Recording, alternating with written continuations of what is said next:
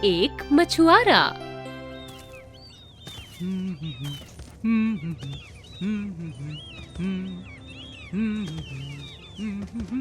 इसमें इतना खुश होने वाली क्या बात है? इन्होंने थोड़ी सी मछलियाँ ही तो पकड़ी हैं। इन्हें और मेहनत करनी चाहिए।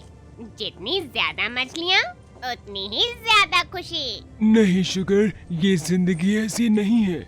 मैं कुछ समझी नहीं दादाजी। बच्चों, मैं आपको एक कहानी सुनाता हूँ। जब मैं आपके जितना छोटा था ना, तब मेरे दादाजी ने मुझे ये कहानी सुनाई थी। बहुत समय पहले भारत में केरल के समुद्र तट पर एक अंग्रेज व्यापारी नए व्यापार की तलाश में दौरे पर आया।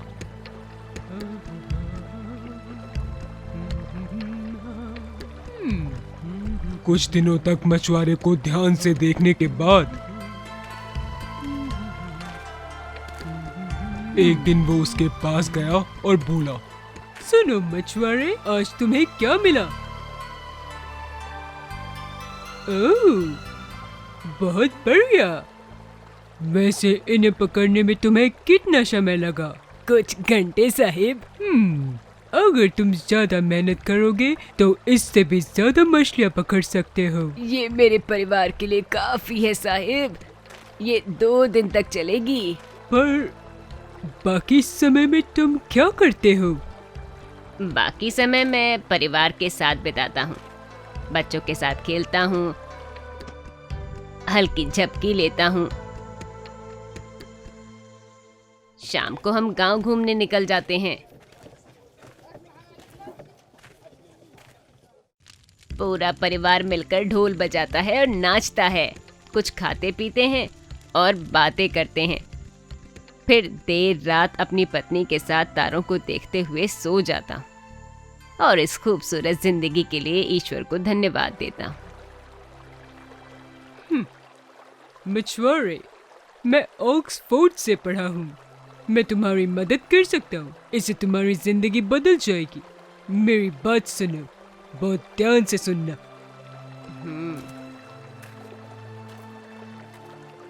तुम्हें और ज्यादा मछलियाँ पकड़नी चाहिए। उन्हें बेचकर एक बड़ी सी नाव खरीदना। जितनी ज्यादा नाव होंगी उतनी ही ज्यादा मछलियाँ, और जितनी मछलियाँ बेचोगे उतनी ही ज्यादा नाव खरीदोगे। इस सब में कितना समय लगेगा साहिब? अब 8 से 10 साल, अगर ठीक से मेहनत करोगे। और फिर क्या होगा? जब तुम्हारे पास बहुत सारी नाव हो जाएंगी तब तुम समुद्र के राजा हो जाओगे। अपनी खुद की दुकान खोल सकोगे और मछलियाँ अपने भाव पे बेच सकोगे। फिर तुम दूसरे तटों पर भी जा सकते हो और भी ज्यादा बड़ी नाव और सामान खरीद सकते हो, और समुद्र में बहुत दूर तक जाकर बड़ी मछलियाँ पकड़ सकते हो। और उसमें कितना समय लग जाएगा साहिब? अगर भाग्यशाली हुए तो लगभग 10 साल और लगेंगे। पर भाई, वो दिन बहुत खास होगा। और फिर क्या होगा? उस दिन ये सारा समुद्र तुम्हारा होगा। हर बेची जाने वाली मछली तुम्हारी होगी और तुम पूरी दुनिया में मछलियों को बेच सकोगे। तुम करोड़पति बन जाओगे। तुम जो चाहो वो कर सकते हो, जो चाहो उसे खरीद सकते हो। मुझे किस चीज की जरूरत हो सकती है साहिब? मेरे बोले दोस्त, तब तुम बूढ़े हो जाओगे। तुम खुद को काम से छुट्टी दे सकते हो। एक शान से गांव में अच्छा और सुंदर घर ले सकते हो। अच्छा,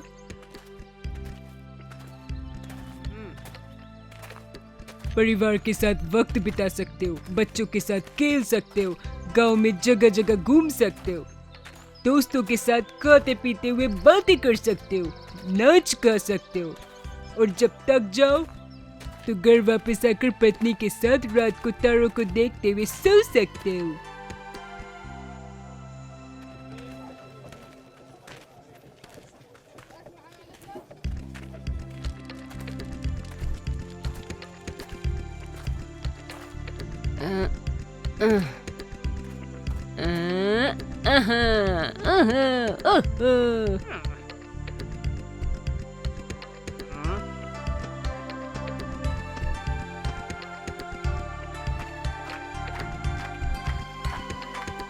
हे हे। पर साहिब, ये जिंदगी तो मैं अभी भी जी रहा हूँ। उस व्यापारी का सपना मानो मछुआरे के घर आकर सच हो गया हो। उसने मछुआरे की तरफ आश्चर्य से देखा और फिर ईर्ष्या से उसने कुछ नहीं कहा और मुड़कर वापस चला गया।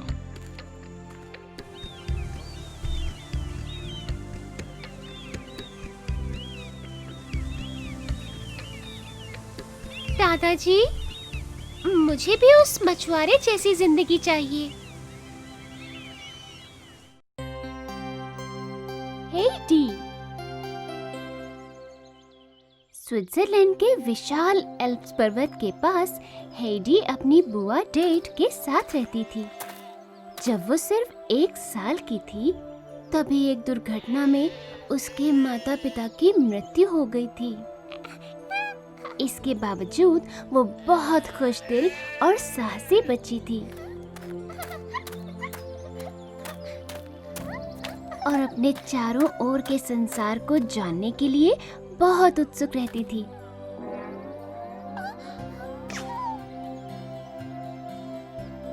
एक दिन उसकी बुआ को एक बड़े शहर में एक अच्छी नौकरी मिल गई और फिर वो उसे अपने साथ नहीं ले जा सकी। वो उसे पर्वतों के पास उसके दादाजी के घर ले गई ताकि वो वहीं रह सके। ये तुम्हारे दादाजी हैं हेडी। अब से तुम इन्हीं के साथ रहोगी। नमस्ते दादाजी, मेरा नाम हेडी है।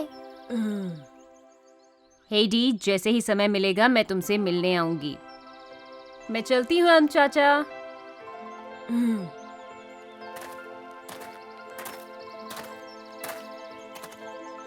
दादाजी हेडी को अंदर ले गए और घर दिखाया, पर वो कुछ खास बोले नहीं। हेडी ने उन्हें कभी हंसते हुए नहीं देखा। दादाजी, क्या मैं बाहर जाकर बकरियों को देख सकती हूँ?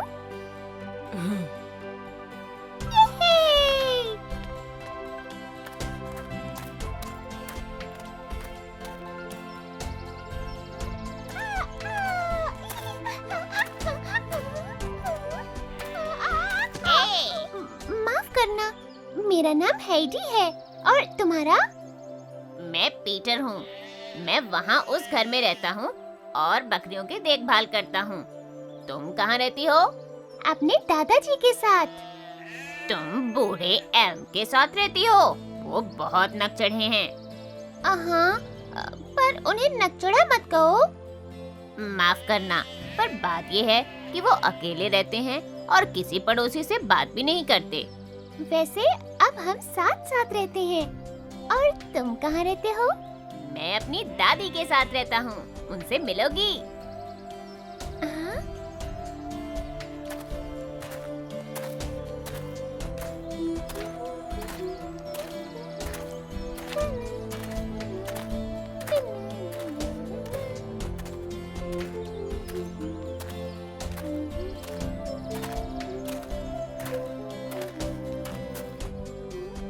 पीटर, तुम आ गए?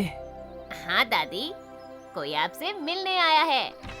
अच्छा, कौन है वो? इसका नाम हेडी है और ये बूढ़े एल्म के साथ रहती है। इधर आओ हेडी बेटा।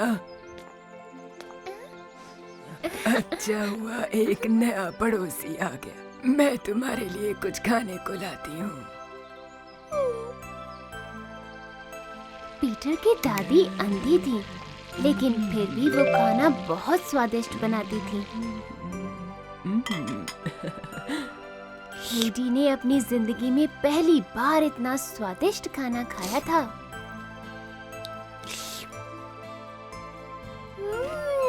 ये तो बहुत अच्छा है। क्या आप मुझे इसे बनाना सिखाएंगे? बिल्कुल बेटा, आओ मैं तुम्हें सिखाती हूँ।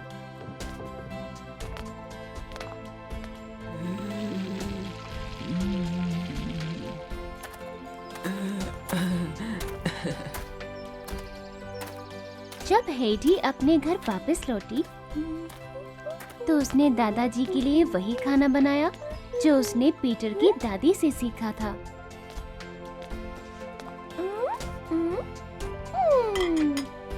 उसके दादाजी हैरान रह गए।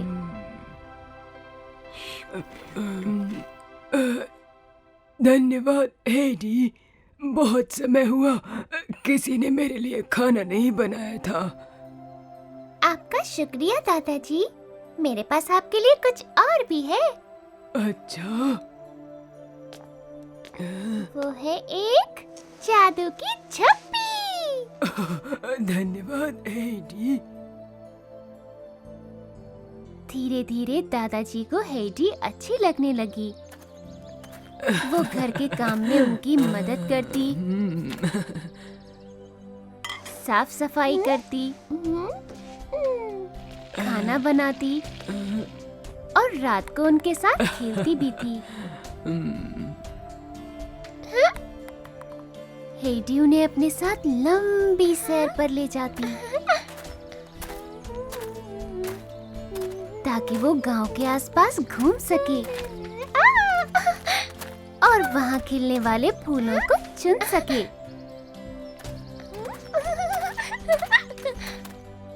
काफी समय बाद दादाजी अब बदल गए थे। वो हेडी के चुटकुलों और हरकतों पर हंसते थे और उतने नकचड़े भी नहीं थे। उन्हें हेडी के साथ समय बिताना इतना अच्छा लगता था कि उन्होंने उसे कभी भी स्कूल नहीं भेजा। बजाय इसके वो अपना समय पीटर के साथ बकरियों की देखभाल और दादाजी को लकड़ी की कार्यशाला में काम करते हुए देखते हुए बिताती थी।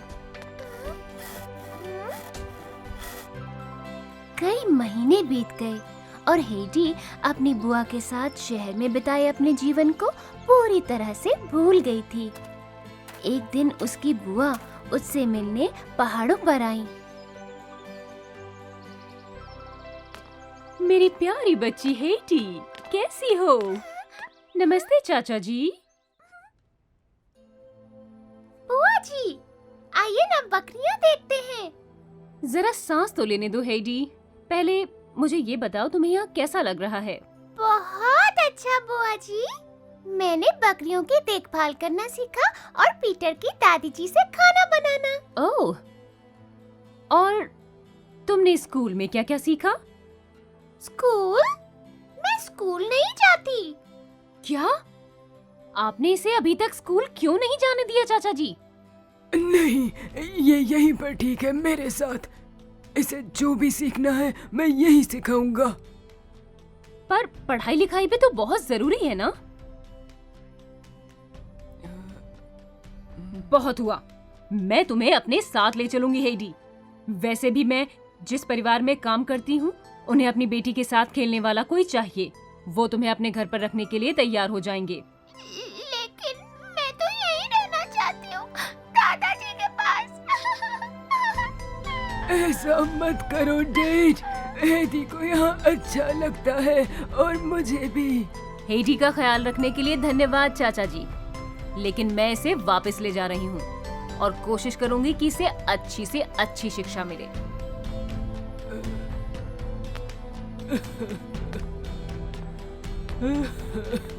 हेडी को जाता हुआ देखकर दादाजी बहुत रोए।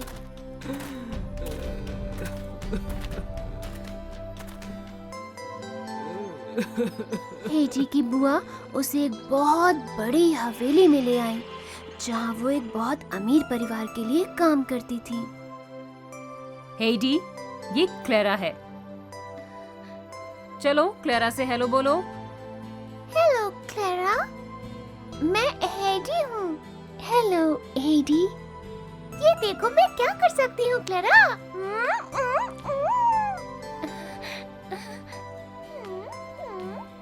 हेडी, घर के अंदर नहीं, यहाँ इस घर में तुम्हें तरीके से रहना होगा। ठीक है बुआ जी। क्लेरा बहुत बीमार थी और चल नहीं सकती थी, इसीलिए वो सिर्फ जमीन पर ही खिलौनों से खेल पाती थी।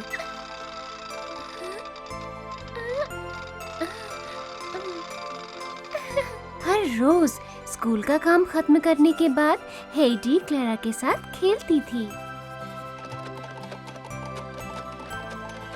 हेडी को उसके साथ खेलना अच्छा लगता था, पर उसका बाहर जाने और दौड़ने कूदने का भी बहुत मन करता था। कुछ समय बाद हेडी बहुत उदास और बीमार हो गई। उसका खाने का भी बिल्कुल मन नहीं करता था। वो यहाँ तक कि रात को नींद में चलने लगी थी, जिससे उसकी बुआ को बहुत चिंता हुई।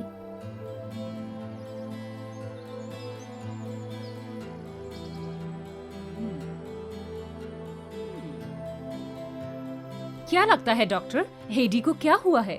मुझे लगता है इसे ताज़ी हवा की जरूरत है।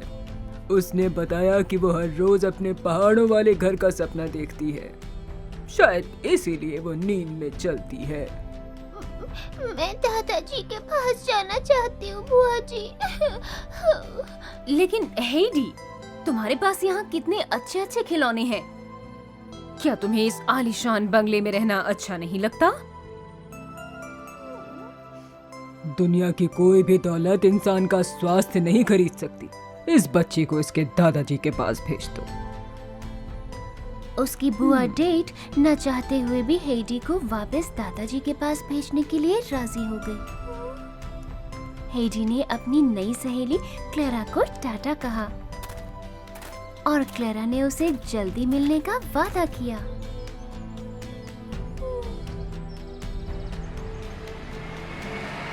बुआ जी ने हेडी को पहाड़ों पर रहने की इजाजत दे दी, मगर इस शर्त पर कि वो अपना स्कूल का काम करती रहेगी। कुछ महीने बाद क्लेरा उससे मिलने आई। ओह, बहुत अच्छा हुआ क्लेरा कि तुम यहाँ आ गई। हम दोनों मिलकर खूब मजे करेंगे। ध्यान रखना बच्चों, क्लेरा को बाहर जाने की आदत नहीं है। आओ चलो बकरियां देखते हैं।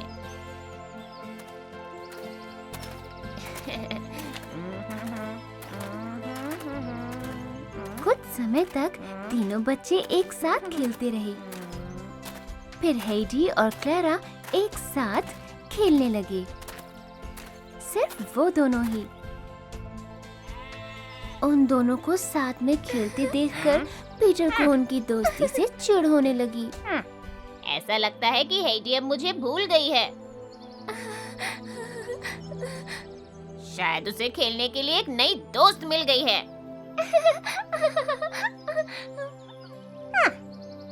मुझसे पंगा अभी बताता हूँ।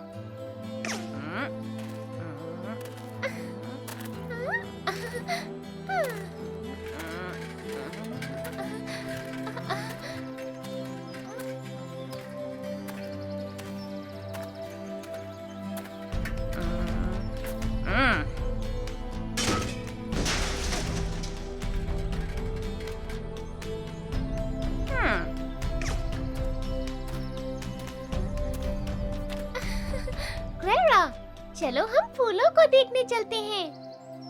हाँ, चलो चलते हैं। लेकिन मेरी व्हीलचेयर कहाँ है?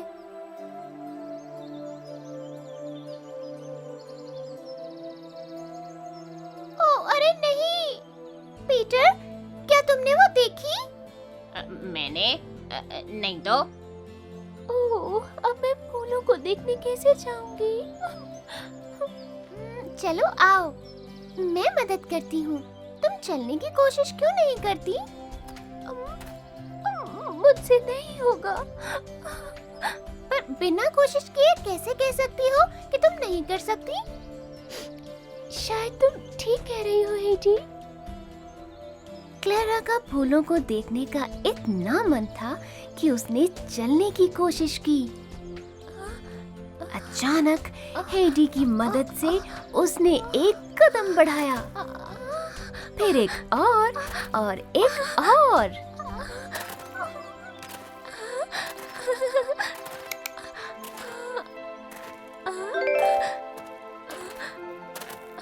क्लेरा, तुम चल सकती हो। ये तो चमत्कार हो गया। देखो पीटर, मैं चल सकती हूँ। क्या तुम मेरे लिए खुश नहीं हो?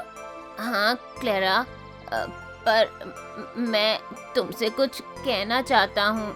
हाँ बोलो। मैंने ही तुम्हारी व्हीलचेयर ली थी क्लेरा, और जलन की वजह से मैंने उसे चट्टान से नीचे फेंक दिया। मुझे माफ कर दो। चिंता मत करो पीटर, अब मुझे उसकी जरूरत नहीं। क्लारा के पिता उसे चलता देखकर इतने खुश हुए कि उन्होंने तय किया कि वो हर गर्मियों में क्लारा को हेडी के पास लेकर आएंगे।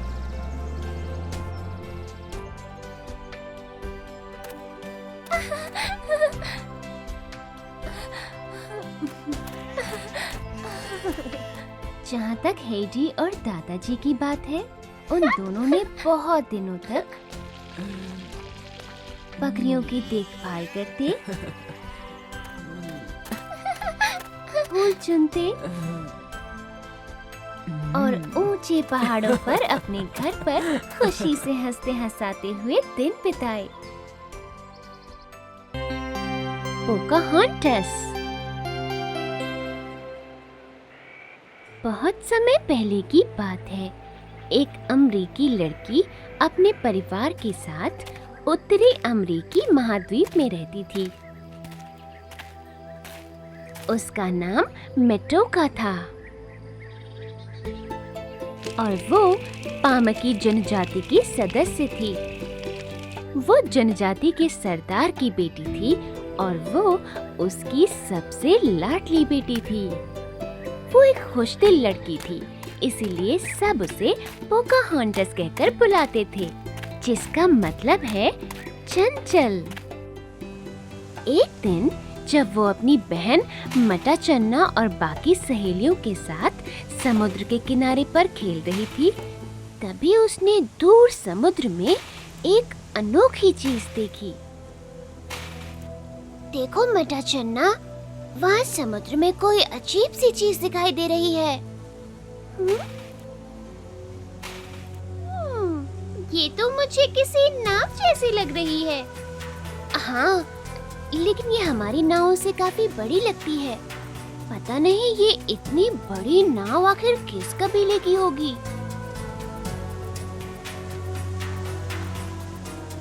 वो किनारे पर आने ही वाली है। लगता है अब पता चल जाएगा।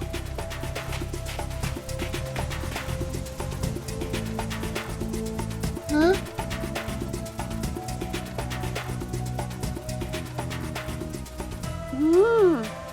ये तो बहुत सारी हैं।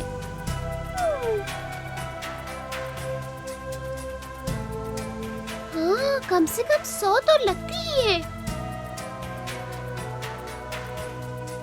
अरे हाँ, इनके कपड़े तो देखो कितने अजीब हैं। मैंने किसी कबीले वाले को ऐसे कपड़े पहनते पहले कभी नहीं देखा। ये तो कितने डरावने लग रहे हैं पोकाहोंटस। जरा इनके हथियारों की तरफ तो देखो।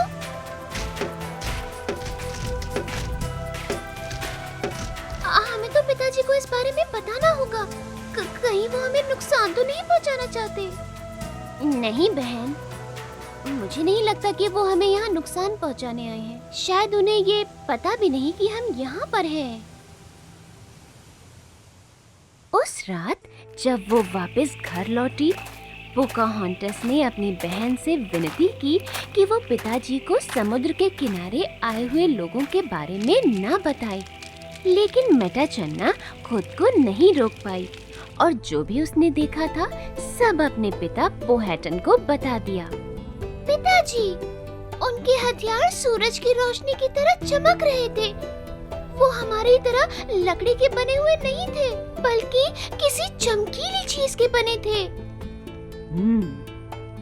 सुनकर लगता है कि वो बहुत खतरनाक है बेटी। तुम जरा उनसे दूर ही रहना। पोकाहोंटस। जी पिताजी। मुझसे वादा करो कि तुम दोनों बहनें उन अजनबी लोगों से दूर ही रहोगी। लेकिन पिताजी, मैं उनसे मिलना चाहती हूँ। मुझे नहीं लगता कि वो हमें कोई नुकसान पहुँचाएंगे। सिर्फ इसलिए कि वो हमसे कुछ अलग है, इसका मतलब ये नहीं कि वो बुरे हैं। तुम बहुत छोटी हो पोकाहांटस, और ये नहीं समझ सकती कि कुछ लोग कितने खतरनाक हो सकते हैं। तुम उन लोगों के पास बिल्कुल नहीं जाओगी। कई दिनों तक पोकाहांटस और उसके कबीले के कई लोगों ने मिलकर समुद्र के किनारे उतरे उन खुफिया लोगों की जासूसी की। पोकाहांटस जहाँ रहती थी उससे कुछ मील दूर उन अजनबियों ने शिविर लगाया। लेकिन एक दिन जॉन स्मिथ नाम का एक व्यक्ति पोकाहांटस के शिविर के बहुत पास आ गया।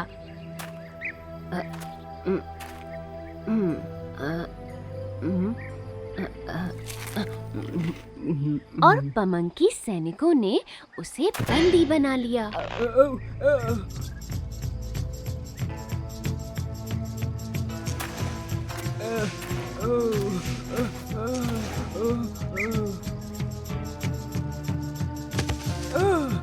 पिताजी, आप उस आदमी के साथ ऐसा क्यों कर रहे हैं? उसने हमारे शिविर से भोजन चुराया है। उसे अपने किए की सजा भुगतनी ही होगी।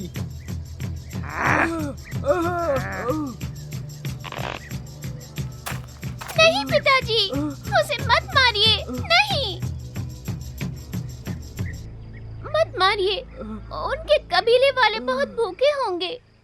देखिए, ठंड भी काफी बढ़ गई है और उनके पास खाने के लिए कुछ भी नहीं है। क्या हम मदद नहीं कर सकते?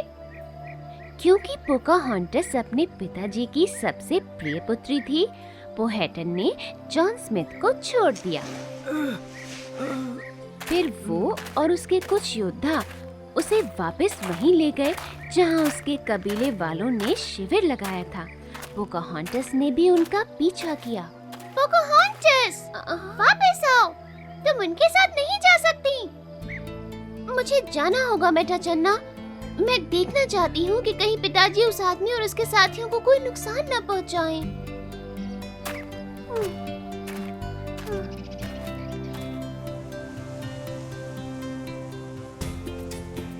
पोकाहांटस छिपकर अपने पिताजी और उनके सैनिकों को उन अजनबी कबीले वालों से बात करते हुए सुन रही थी और जल्दी ही उसे पता चला कि वो अमेरिका वासी नहीं है, बल्कि वो तो बहुत दूर एक देश इंग्लैंड के निवासी हैं जो कि समुद्र के दूसरी तरफ है और उन्हें मक्के की खेती नहीं आती है।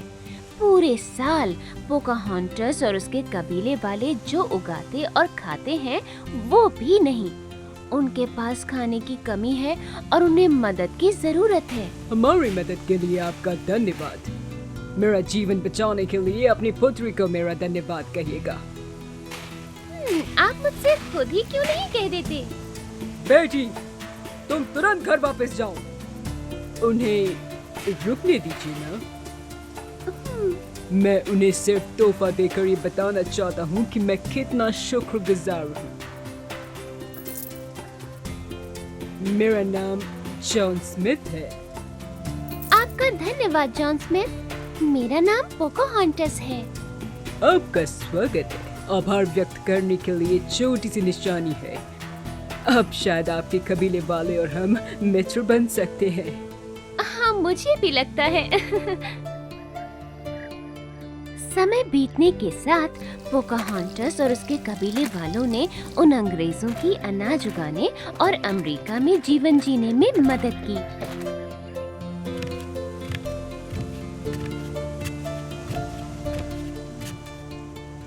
अब क्योंकि पोकाहांटस बड़ी हो चुकी थी और वो छोटी बच्ची नहीं थी, उसके पिताजी ने उसे अंग्रेजों के पास जाने और उनकी मदद करने की इजाजत दे दी। हालांकि पोकाहांटस ने उन अंग्रेजों के साथ हमेशा मित्रता का ही व्यवहार किया, पर फिर भी उन दोनों के बीच अक्सर मतभेद बने रहे। कई बार अंग्रेज पोकाहांटस के शिविर के इतने पास आ जाते थे कि पोहैटन को उन्हें पकड़ने के लिए सैनिकों को भेजना पड़ता था। कुछ समय बाद सैमुअल आगल नाम के एक अंग्रेज ने अपने साथियों को वापस लाने की योजना बनाई। आज सरदार की बेटी हमारे लिए खाना लेकर यहाँ जेम्स टाउन आएगी। जैसे ही वो यहाँ आएगी हम उसे कैद कर लेंगे और तब तक बंदी बनाकर रखेंगे जब तक पुएटन हमारे साथियों को छोड़ नहीं देता। और उस दिन जब पोकाहॉन्टस जेम्स टाउन आई तो सैमुअल आकर और उसके साथियों ने मिलकर उसे पकड़ लिया और बंदी बनाए रखा। पोहेटन आग बबूला हो गया, लेकिन फिर भी उसने अंग्रेज कैदियों को जाने नहीं दिया। पोकाहॉन्टस को 1 साल के लंबे समय तक वहीं जेम्स टाउन में रहना पड़ा और उस बीच उसने अंग्रेजी भाषा पढ़नी और लिखनी सीखी। वो जॉन रॉल्फ नाम के एक अमीर तंबाकू व्यापारी से भी मिली। जॉन रॉल्फ ने पोकाहॉन्टस के साथ काफी वक्त बिताया और आखिरकार उसे उससे प्यार हो गया।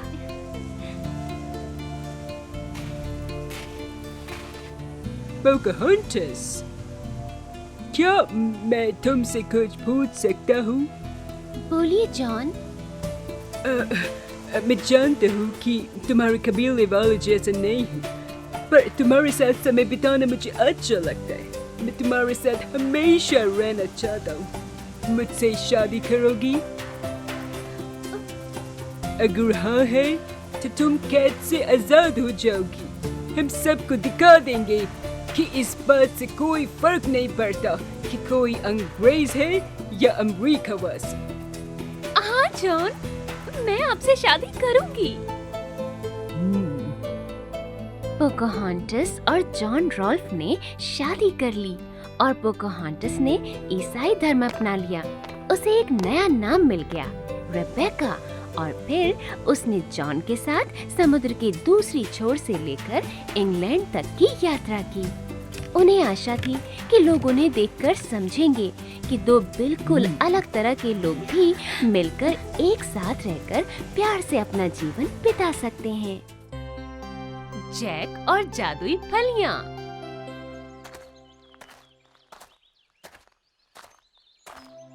जैक, इधर आओ। हाँ, तुम्हारे लिए कुछ काम है। जैक, मैं सोच रही हूँ कि क्यों न तुम अपने दोस्तों के साथ जाकर इस गाय को बेच आओ। हमारे पास उसे खिलाने के लिए चारा भी नहीं है और बिना खाए वो हमारे किसी काम की नहीं है। बाजार जाकर इसे बेच आओ। ओह ठीक है माँ, मैं जून जो और शुगर के साथ जाकर इसे बेच आऊंगा।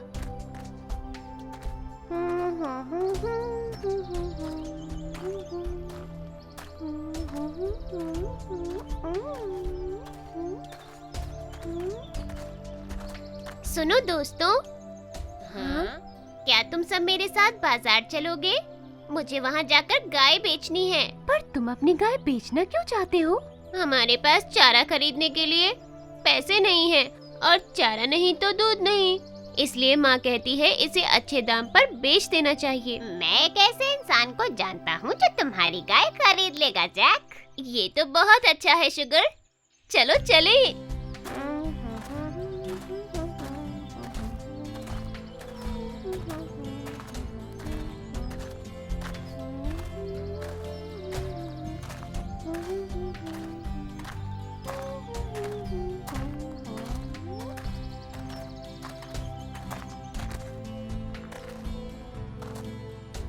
आप सब कहाँ जा रहे हो प्यारे बच्चों?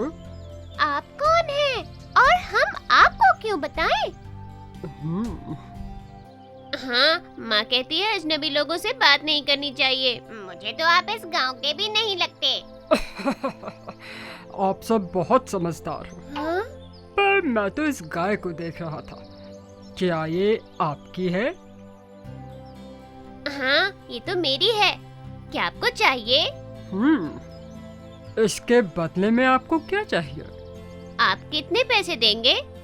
मैं ये 5 जादुई फलियां आपको आपकी गाय के बदले में दूंगा। इस गाय के बदले में 5 फलियाँ। आप ठीक तो है ना? ये फलियां भला कितने की होंगी? ये कोई मामूली फलियां नहीं है, ये तो जादुई फलियां हैं। इन्हें एक बार बो दोगे तो ये बढ़कर आसमान तक पहुंच जाएंगी। हाँ? आपका मतलब है कि ये फली एक डाली बनकर आकाश तक पहुंच जाएगी? हाँ, और अगर ऐसा नहीं होता तो तुम अपनी गाय वापस ले जाना। मुझे लगता है जैक, तुम्हें ये फलियां ले लेनी चाहिए।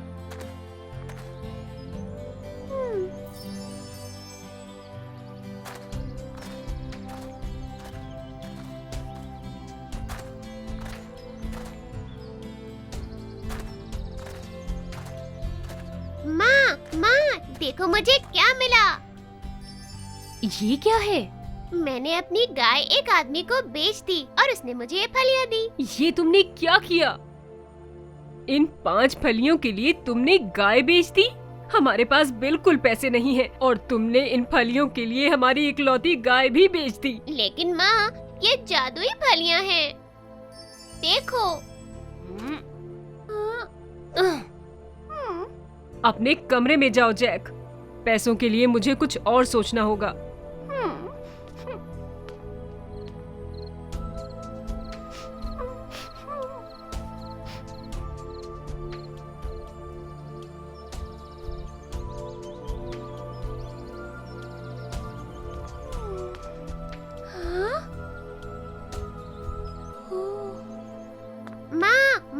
माँ, आपने देखा? हमारे घर के बाहर कुछ है।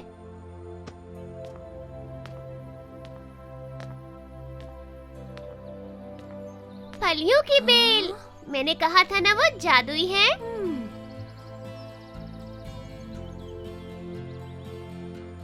पर इससे हमें खाने को या पैसे नहीं मिलेंगे। जैक, सुनो जैक, ये पहले तो यहाँ नहीं था, है ना? हाँ। जैक, कहीं ये वही फलियां तो नहीं?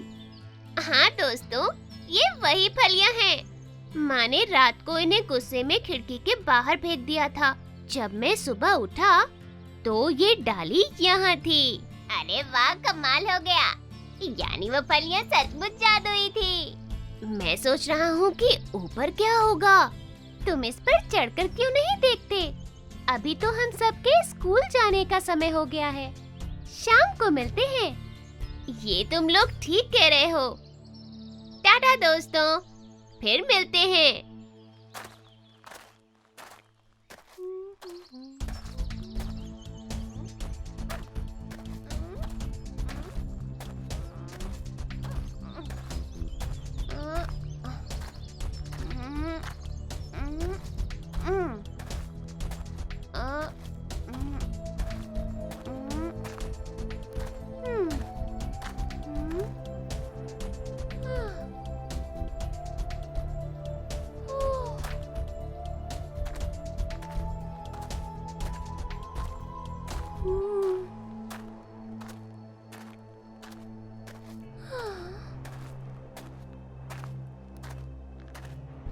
सुनिए, यहाँ कोई है क्या?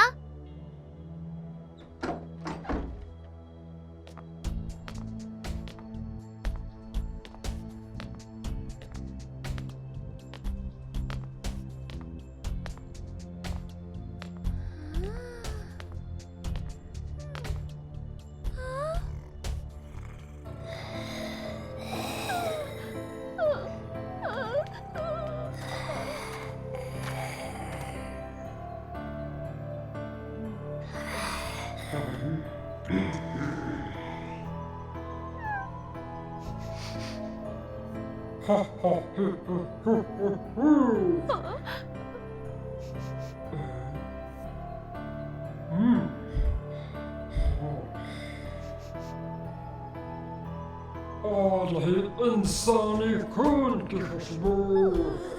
बहुत दिनों से भूखा था। आज मिटेगी मेरी भूख।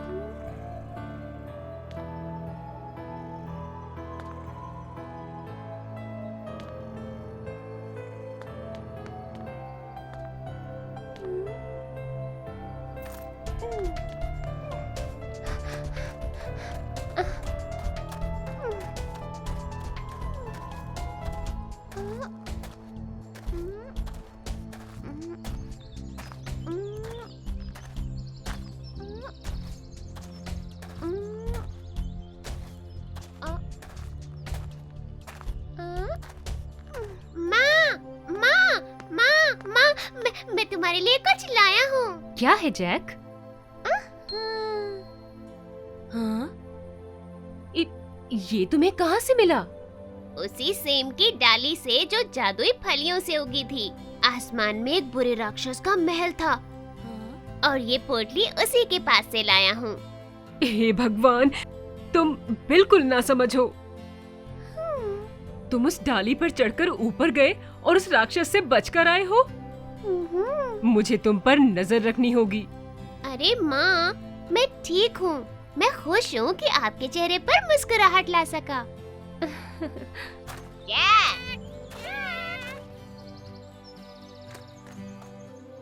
दोस्तों, पता है आज मेरे साथ क्या हुआ? मैं सेम की डाली पर चढ़कर आसमान में एक महल में गया, फिर राक्षस से पीछा छुड़ाकर भागा और एक सोने की पोटली माँ के लिए लाया। अरे रुको, हमें समझ नहीं आ रहा कि तुम क्या कह रहे हो। मैं ये कह रहा हूँ कि जब मैं डाली पर चढ़कर ऊपर पहुँचा तो वहाँ एक महल था। मैं चुपके से अंदर गया और एक राक्षस को देखा। मैं बहुत डर गया था।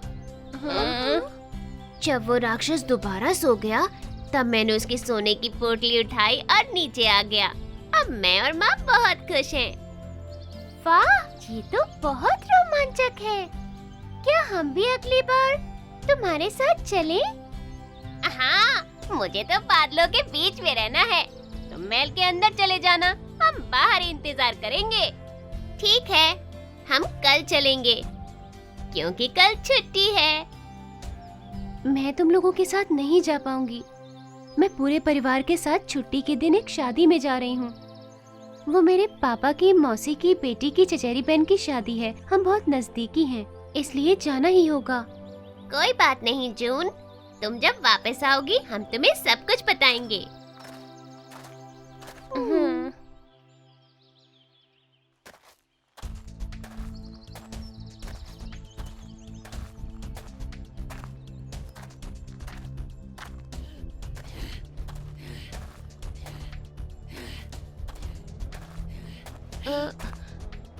पता नहीं अभी राक्षस सो रहा होगा कि जाग रहा होगा।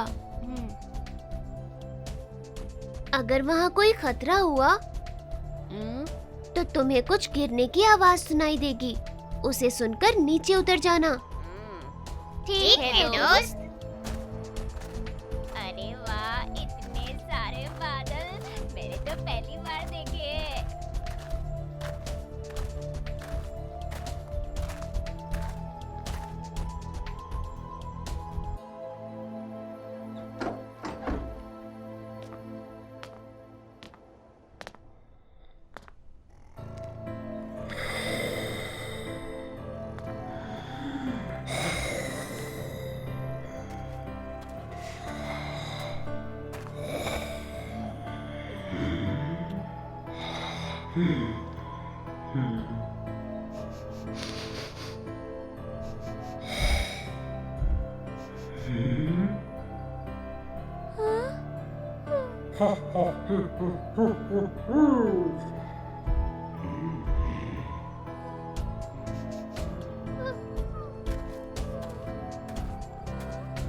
और रही इंसानी खून की खुशबू।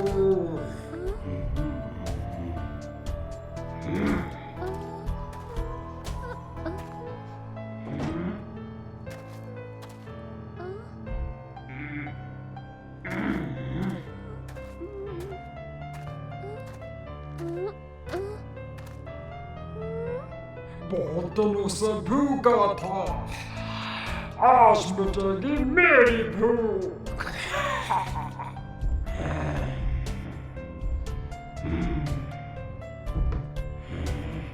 मेरी मुर्गी मुझे दो।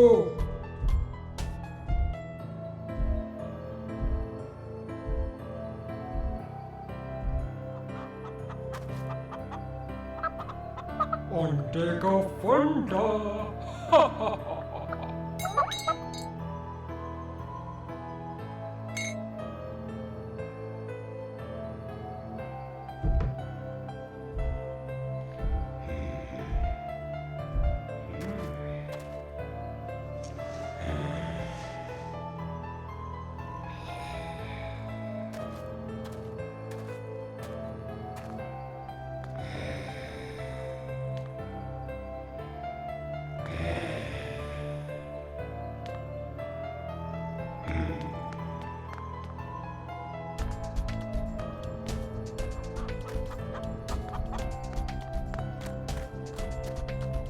दोस्तों देखो, देखो ये जादुई मुर्गी है।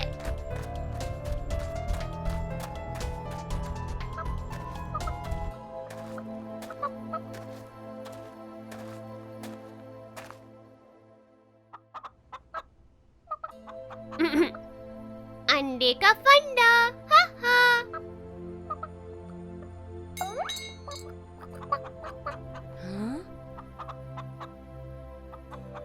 हाँ? मैंने कहा था ना।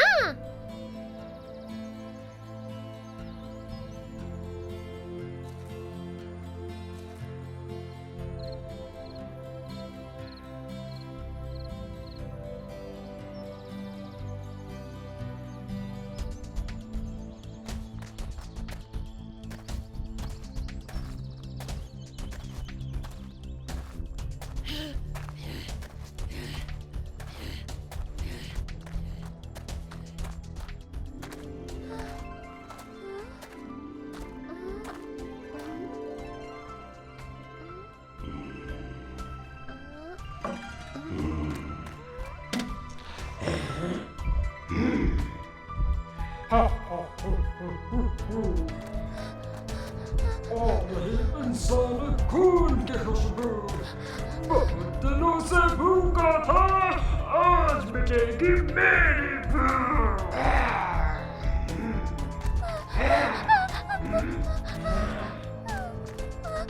कोई तुम हो। तुमने मेरी मुर्गी और सोने की बोतली चुराई और मेरा बाजा भी चुराने आए हो।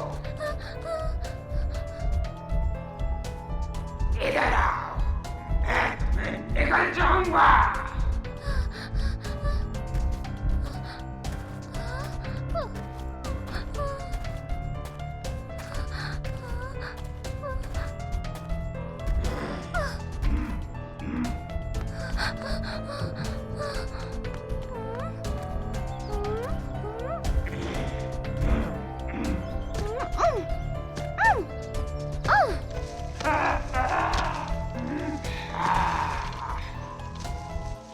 तुम ठीक तो हो ना जैक?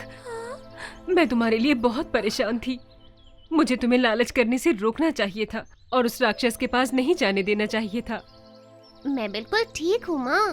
हाँ, मैं थोड़ा लालची हो गया था, पर मैं वादा करता हूँ वहाँ कभी नहीं जाऊँगा। हाँ, अब हमारे पास बहुत सारे पैसे भी हैं। चलो कुछ गायें खरीदकर फिर से दूध बेचना शुरू करें। बिल्कुल सही कहा माँ।